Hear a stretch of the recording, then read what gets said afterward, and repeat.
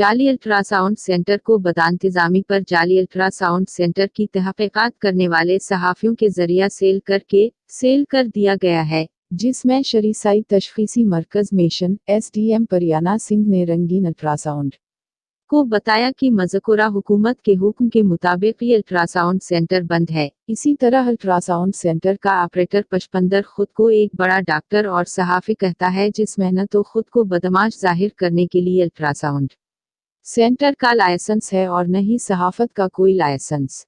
एक दिन पहले सहाफ़ियों ने उनके साथ मारपीट की।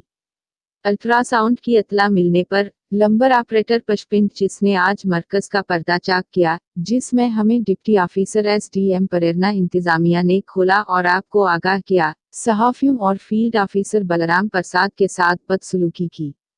वहां पहुंचकर सुन्ने जाली अल्ट्रासाउंड सेंटर की तहकीकात की तो सिंह ने अल्ट्रासाउंड सेंटर को मौके पर ही कब्जा कर लिया।